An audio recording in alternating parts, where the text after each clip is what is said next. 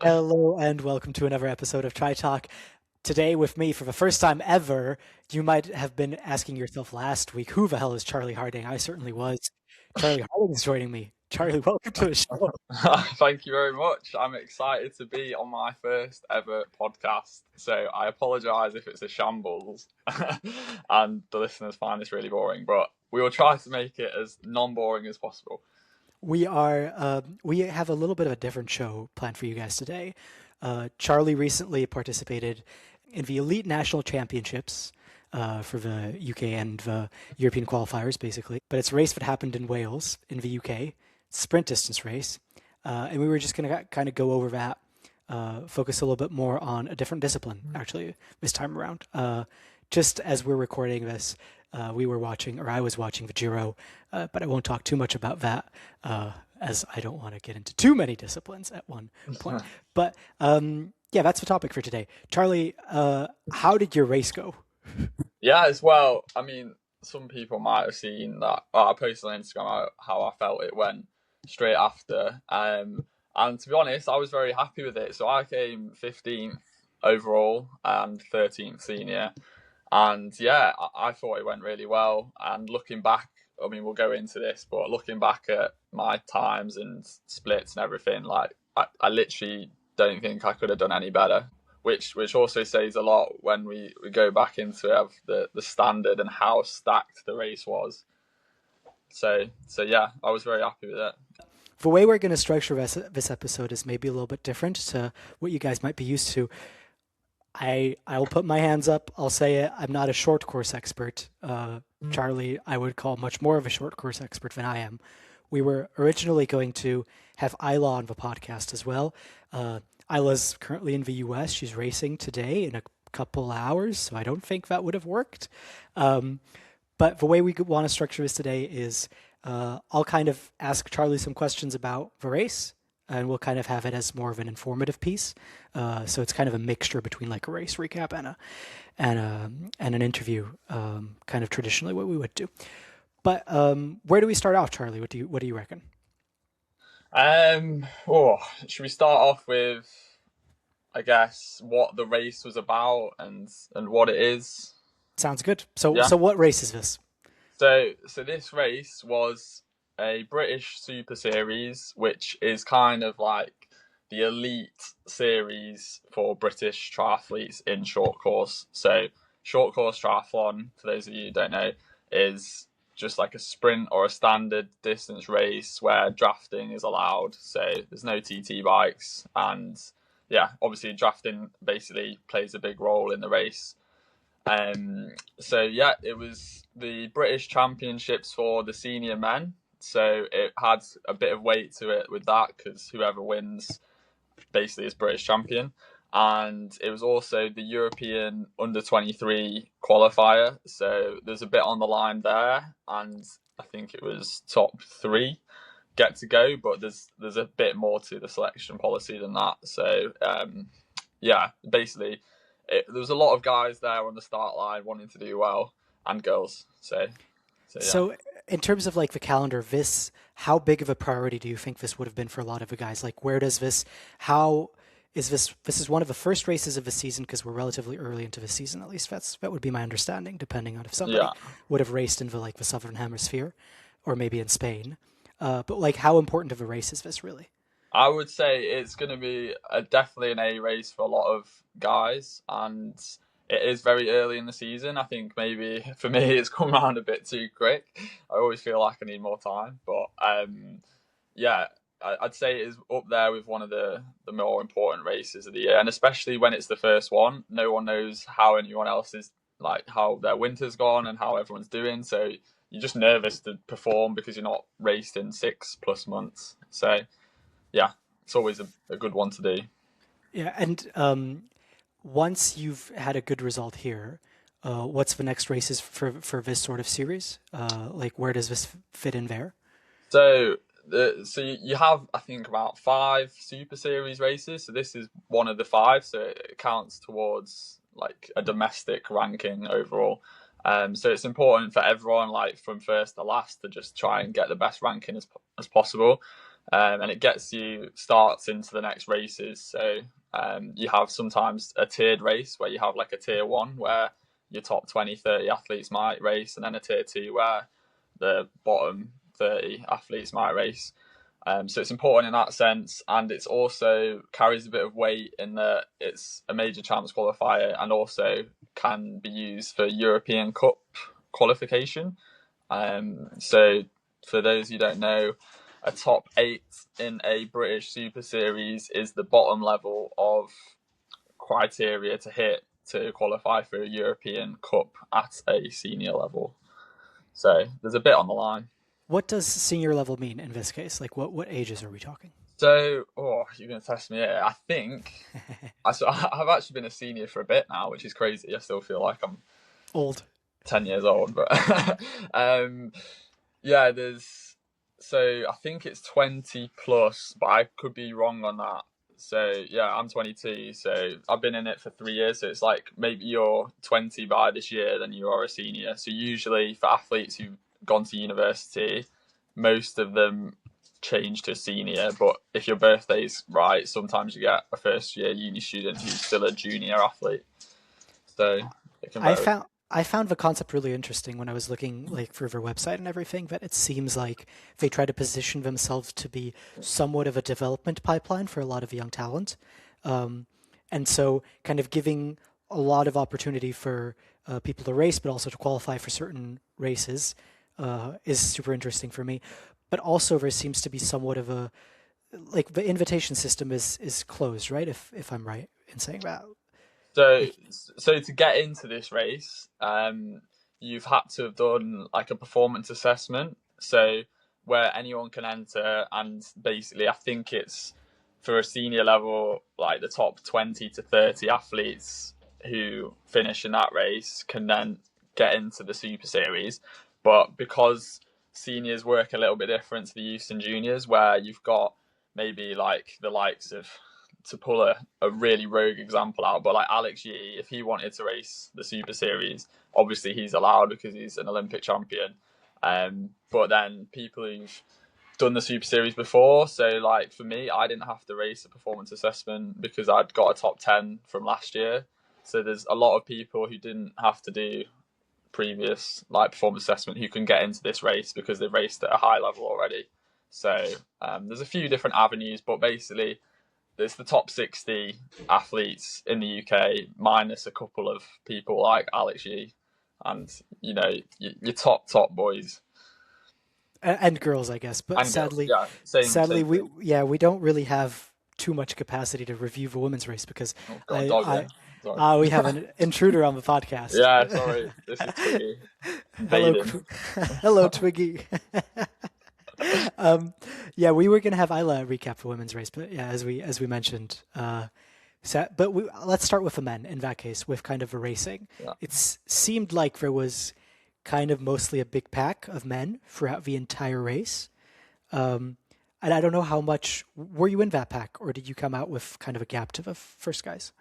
So, well, I can talk you through how the race went. If I think that's probably the easiest way to go Yep. about it, just because I was in the race, so it's sometimes when you see all the times and splits, it's hard to like gauge exactly where people are. But so there was 60 of us. We started on a beach, and you've got like a dive in, and it's about 250 meters to the first buoy, maybe 300, and I came out of the water 30th, which doesn't sound very good, but it just shows you like the level of the swim was insane. Like I've swam, so for people to get a bit of an idea, like I've swum a 418 for a 400 meter in the pool and a 9 minute flat for an 800. So I can do like a 107 average in a pool for this kind of thing.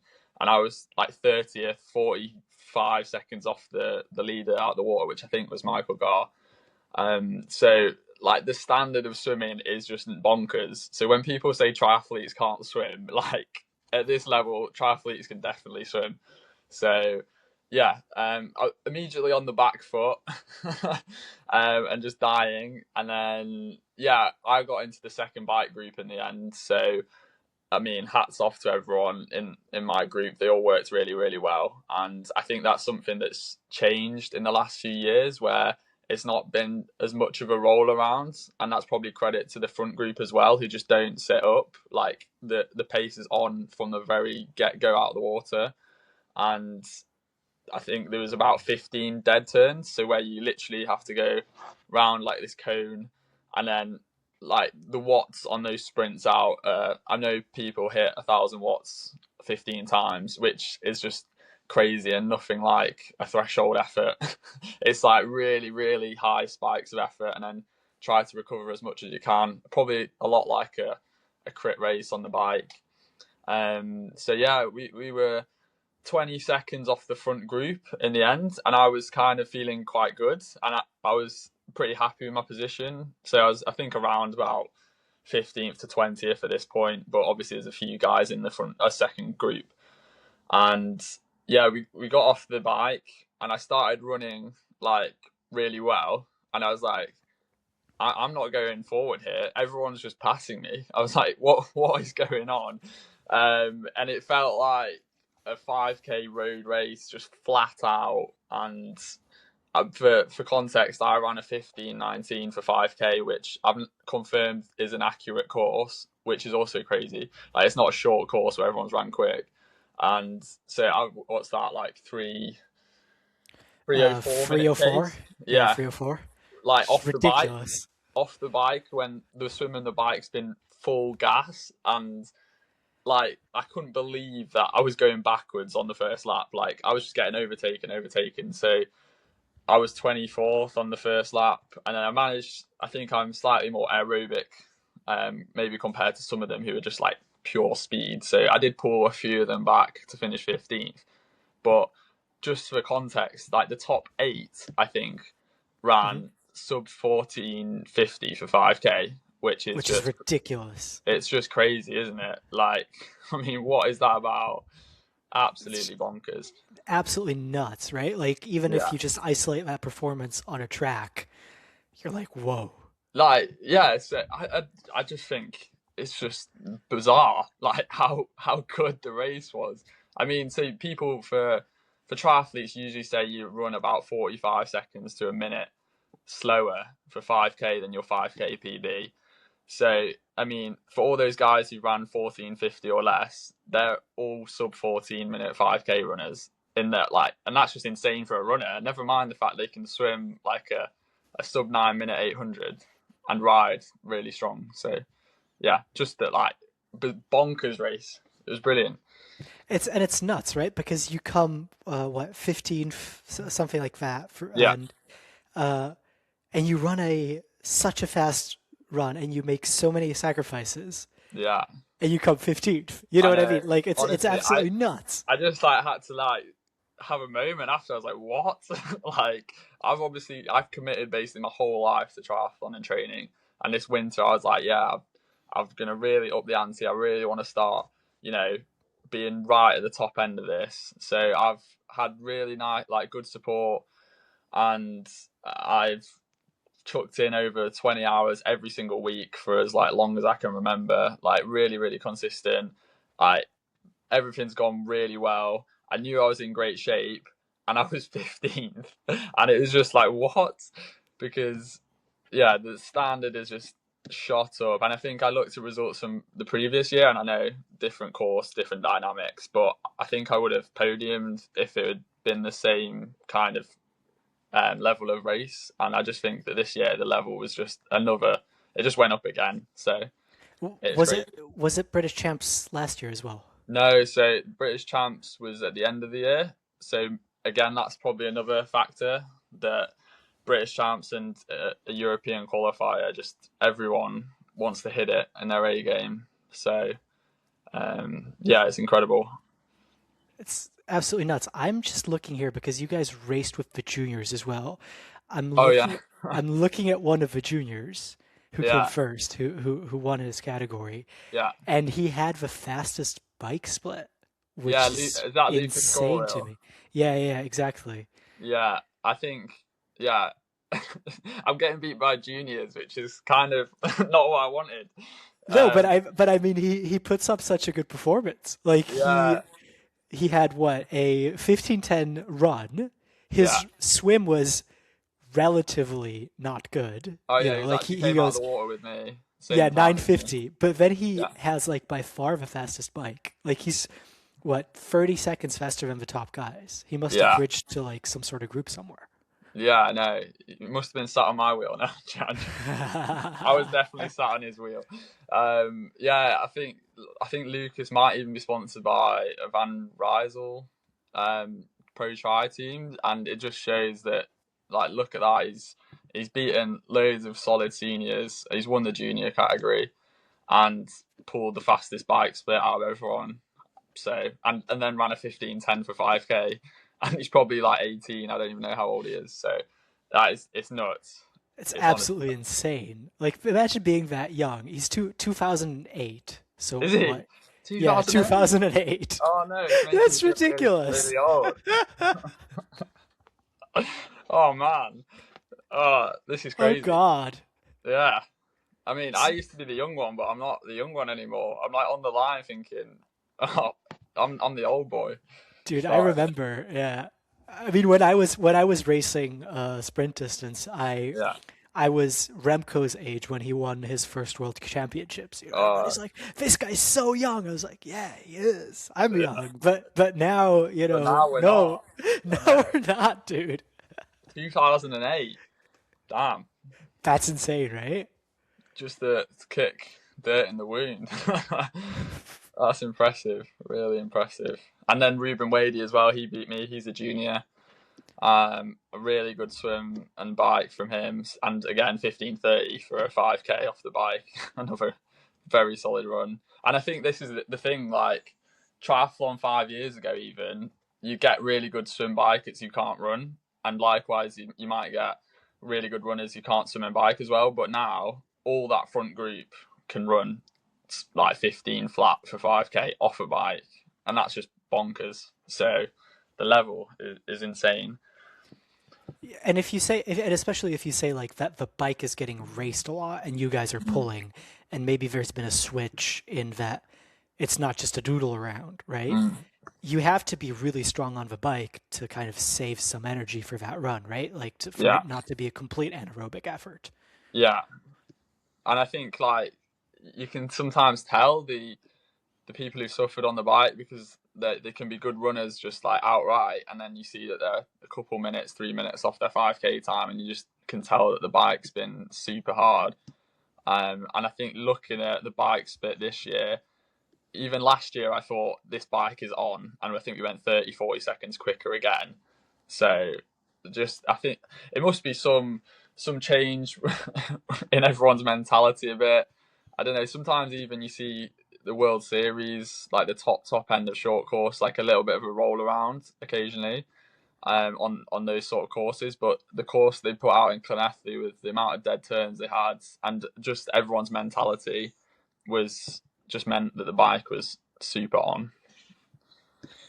I'm just trying to look at some bike splits for the women's because I think there was some relatively interesting, like the way that unfolded there. I think was relatively similar. Mm, Um, there was, yeah. So basically, for the women, the way the race went, it seemed like there was a group of 3 or 4 women who rolled off a front, and Bethany Cook, who ended up winning the entire race, yeah, bridged to them, right? And yeah, so actually, it's quite interesting that the difference really was made here on the bike, and yeah, then she goes on to have the fastest run. But just to highlight your point, right?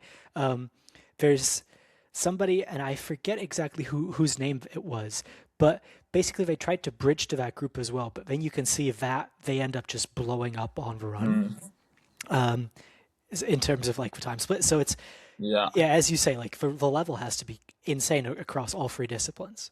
yeah. And I think like the bike is just becoming a really, really key factor. Just it might not like people say make your race, but if you're not good enough on a bike, you can't utilize like maybe a strength like the run, or equally, you might have to just go a little easier on the swim so that you're not completely cooked at the start of the bike. So I think you just got to be good at all three now. But yeah, the bike was a big factor.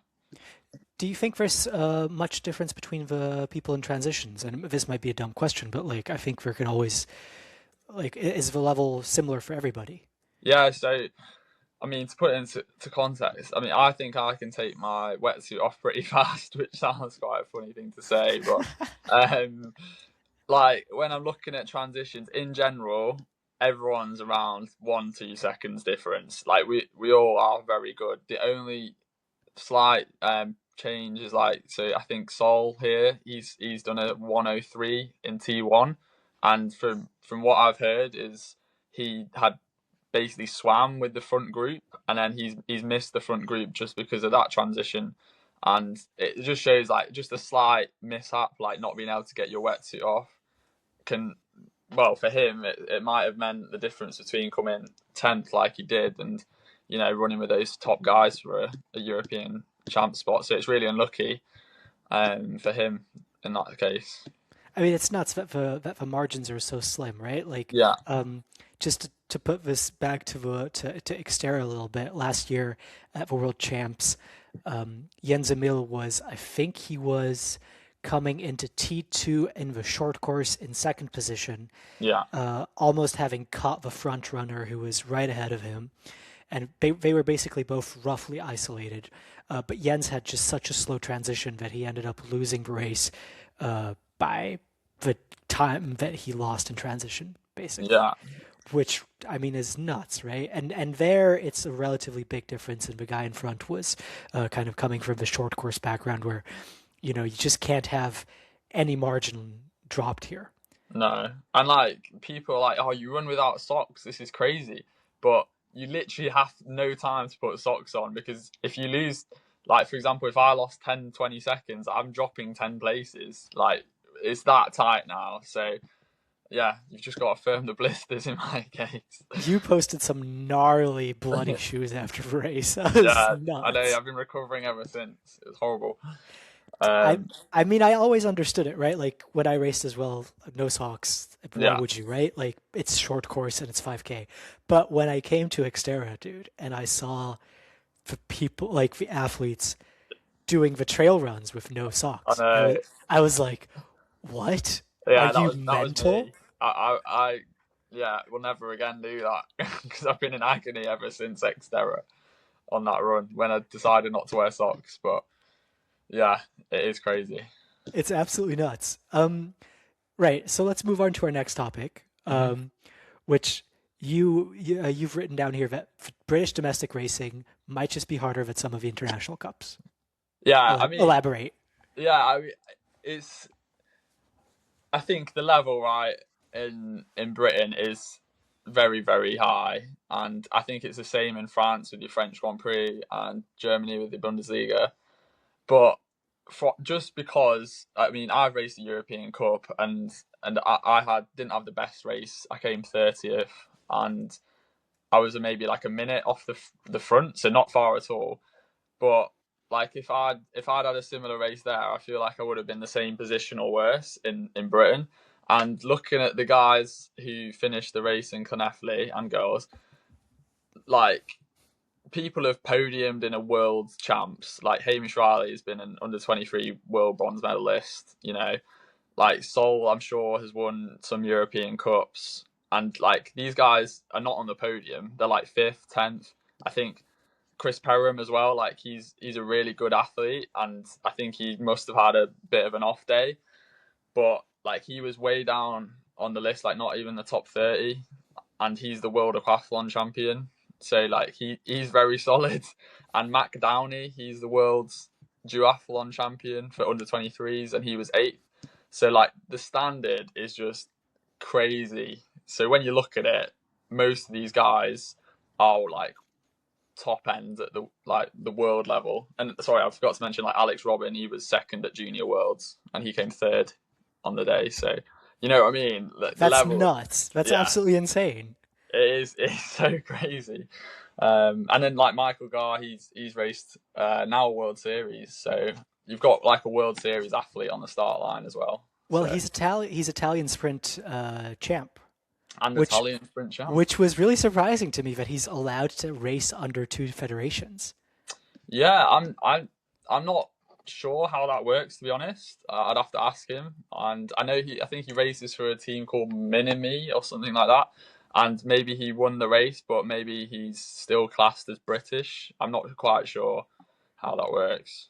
I mean, when he raced, so here in this race, he had the GB Yeah, uniform on, right? yeah. Uh, but if you look at his profile picture on Instagram, he is wearing the Italian one, Okay. and Maybe, he maybe. and it says British champion 2025 and Italian champion 2025. So that's Yeah, really interesting, right? That you're allowed to compete for both federations. maybe. We'd have to ask him. So yeah, Michael Gar, please let us know. Please what, elaborate. what? Yeah, let us know what's going on there. And that's interesting. Like, that must be like a triathlon specific thing because I'm in my free time studying for a UCI rider agent exam. Okay. And one of the provisions within cycling is that you cannot, even if you have dual nationalities, you cannot compete for the same world championship or for two world championships in one Mm, season. Under different countries, and you are allowed twice per your entire career to switch nationalities right. uh, if you do possess the other nationalities and go to. But if you have raced, for example, this is going way too deep for this, but I'm already here. If you've already raced a world championship level Yeah. event, then and you've raced it, let's say for Italy, and you want to switch to the GB team because let's say the selection criteria are different, then you have to miss the next world championship. And only then can you race for the GB team. So it's quite Yeah. interesting that triathlon doesn't have anything like I this. don't know. I think maybe it does, but maybe not at a national level. So, because I've seen the likes of Ben Dijkstra, he's racing as a neutral athlete, and he's switching from GB to the Netherlands. So, I think maybe there is something when it's World Triathlon points, but I don't think there was World Triathlon points for this British champs. But I might be wrong, and maybe there wasn't for the Italian champs. So maybe in that scenario you can do both. But yeah, I feel like there is something similar at the world level. I mean, it would make sense that there would be some Yeah, sort of regulations because otherwise you can just switch however you want, right? yeah, yeah, yeah. That's true. Uh, who should we shout out any of the names from the men's or the women's categories that we haven't mentioned? Any Yeah, performances that God, stand out for you? I'll start shouting everyone's name out because you've all done really well. But from the men, the top three was Michael Gar. So on it, like I was in the race and you were on the front for everything. You didn't just sit up on the bike. Every time we went past you, you were on the front. So a very dominant performance from you. So well done. Ben Cumberland, he's always been around the top end at a major champs qualifier. So again, really really good result. And then Alex Robin is I think first year as a senior, so he's only just moved up. So he's really young. He was junior last year, so an incredible third place from him. And I could keep going to be honest. Like everyone's had a cracking result, and yeah, well done from everyone from the male side, and then from the female side, we've got Beth Cook who won. From what I've seen, was a very dominant performance from that, especially on the bike and the run, like really really strong. Yeah, And then Eve Whitaker's I think come into her own a lot. I think she raced Katira and had a cracking result there, maybe a podium there. And then Millie Breeze as well. Oh, my dog's barking. Millie Breeze, dog attack yeah, mid podcast. yeah. Millie Breeze as well was third. So again, like top level, top racing. I will give a shout out to Isla and Anna Headley. So Anna, obviously Isla's sister. Anna Yeah, came in seventh, while Anna wasn't letting Isla, Isla beat her. yeah, right, very impressive. Isla, I think, was 13th from this. Yeah, Yeah, she was 13th. But like the gaps in the women's is like tiny, right? Like yeah, Isla in 13th, maybe it's a minute and a half. yeah, And between the two sisters, it's only 20 seconds that split them. yeah. Nuts. Nothing. It's nothing, is it? And it probably should shout out the juniors as well because like you've got to hang with the seniors and it can be brutal in there. Like it was like a boxing match for me. So it's horrible sometimes. So Holly Lewis was the first junior woman, Laura Mitchell was second, and Amelia Crabb was third out of the junior women, and still made the top 20 in the overall senior race, and they've still got years ahead of them. And they all ran, sub 19 minutes here, which is also like insanely fast, Oh yeah, right? Like, it's just crazy. nuts for In fact, junior most of women. them were sub 18, especially at the top. Yeah, So, which is wow. so. I mean, Beth went sub 17, which is nuts. Yeah, I mean, I feel like even some World Cups, some World Series athletes don't run that quick. So, It's absolutely insane. So what? So some of these, where do you think like the top athletes from here will be headed now? Like just to give an indication of the level. I'm about to try and guess what everyone's doing. I would say for obviously the top three who can get selected for European champs, that's going to be a big target for them. I think it's a bit later in the year. Um, if you're getting a top eight, you're probably going to be looking at starting to try and push your ranking on the world stage. So doing some European Cups, some World Cups maybe, and yeah, just seeing how far you can get. I think the standard in Britain's really high, so when they do manage to race internationally, they tend to do quite well. So yeah, I think that would be the plan for most of the top level, and then a bit further down, you just like you say, the margins are so small. Like you can't really give up when you come in 20th, because like a little bit better on the run and you can find yourself jumping 5-10 places just because you've had a slightly better day. So I think you just got to sometimes keep doing what you're doing and it will come right later in the year. Do you think there was? I mean, what you say here is like really interesting. I think. Do you think there was much of an influence that it maybe wasn't not the right day for the athlete to perform, but maybe not the right course? Like, how big of an impact can one sprint course to another have? Right? Like, obviously, Carlo Vivari, if you look at some of the World Series, is an incredibly specific course. There's a bunch of hills. Mm. But this race was postponed due to some due to some Oh torrential yeah, we rain. forgot to mention that. Yeah, Yeah, it was started like hammering it down with rain 10 minutes before we were about to start, and then we heard thunder, and it got postponed an hour. So we'd all done this warm up routine, and then we all had to wait around trying to guess when it was going to start.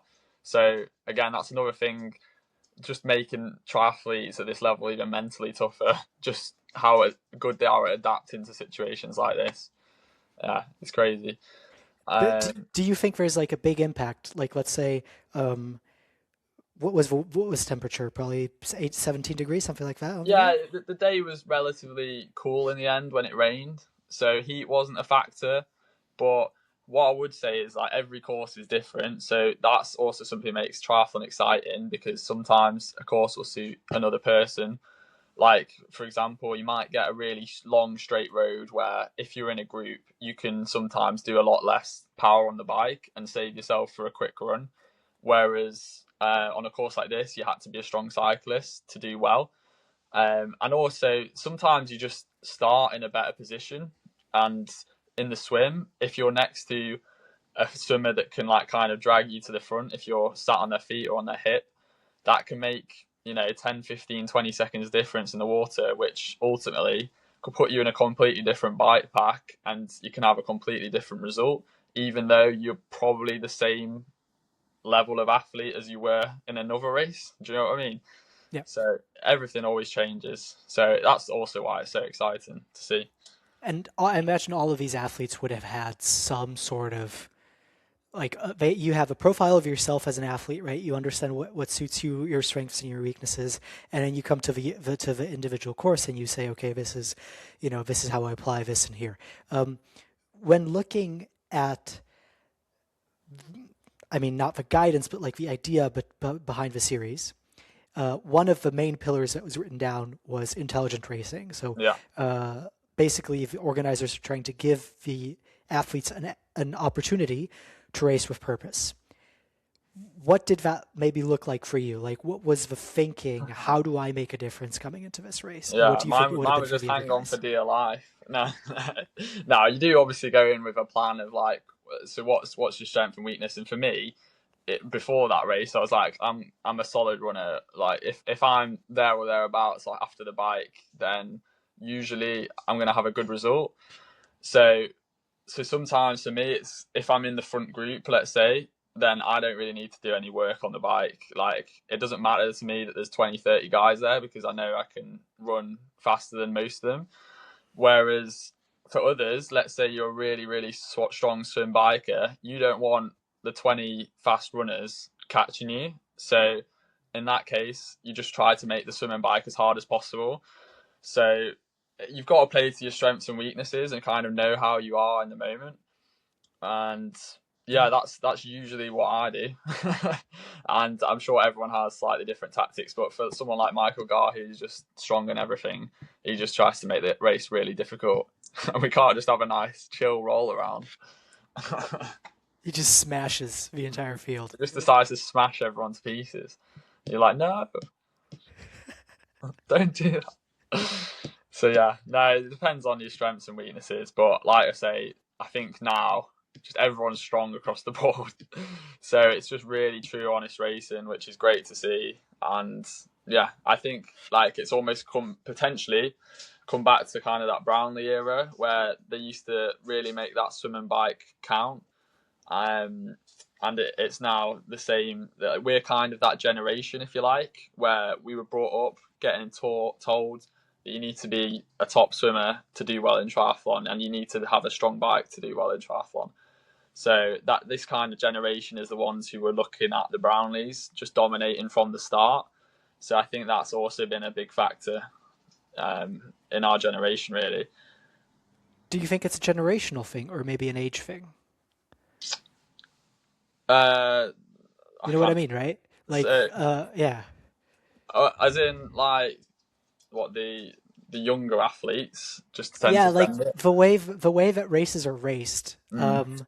Like there's just a natural tendency at a certain age to race a certain way. I feel like, Oh yeah, that's true. whereas once you kind of go through the ranks, the tactics inevitably change. Right, like junior races always have strange tactics involved, and Yeah, people just race with brute strength, and there's big performances and big meltdowns. As maybe that doesn't happen as much on the in the elite categories, right? And people are more aware of their strengths and of how everything plays out. I don't know. I think people still have meltdowns, but I do think that like the juniors and seniors that race anyway, especially in Britain, they just kind of just go hard and like don't want to hang around really. And I think that's great. It makes honest racing. I would say even like the dynamics at a British level might be different to the dynamics in even in a World Series or World Cup. Not that I've raced that level, but from what I've watched, for example, sometimes I think I might even come out the swim in a higher place in a World Cup than I would in this race, just because of the strength and depth in the swim compared to potentially what other federations have done, where they're not pushing the swim quite as much. Um, so in that case, sometimes the results can change. But yeah, I do think all these guys just like to send it and not hang around. So it's great. It was really cool to kind of get a little bit of an insight into this different window of racing. I think Mm. um, I would personally love to do more of these. I'd love Yeah, if you, the listeners, gave us some feedback on this. We'd love to, for the next couple episodes, have another co-host, maybe Isla or somebody, on to yeah. walk us Get me through maybe on. the women's races. Get Charlie on as well. And yeah, is that any parting thoughts? Any parting thoughts? The only final thing I really say is that I think it'd be great if these athletes could get a bit more support and like potentially funding at the like maybe the top 3 or 4 might be funded, but across the board, like for me, I spent £300 in total to do a race in Britain, which is a lot of money, and I was 15th. Whereas sometimes when you do like a French Grand Prix or Bundesliga, you end up actually making money and you're traveling abroad. So it would be great if something like from a British point of view, I guess maybe like some sponsors or just more media coverage, so that these athletes who are basically training full time, committing everything to this, can get a bit more support and reward for doing 20 to 30 hours plus every single week. Do you know what I mean? It's Yeah, just they do deserve it. absolutely. And they work next to that to support their lifestyle. It's like so much sacrifice that they have to Yeah, make. all of these will be at uni, or if they're not at uni and if they're older, they might be working. I know, like I mentioned Chris Perrin before, like he won a Super Series last year, and he is a part-time PE teacher, I think. So, like, imagine doing a full day of work and then going out and doing 4 or 5 hours of training. It's pretty tough. So, yeah, I think it'd be great if there was a bit more support out there for this kind of level. I can only sign off on that. I fully agree. Thank you guys very much for listening. Thank you, Charlie, so much for taking the time. It's absolutely lovely to talk to you. Lovely to meet you as well on camera, like so. Yeah. And yeah, hopefully catch you guys later. Ciao, ciao.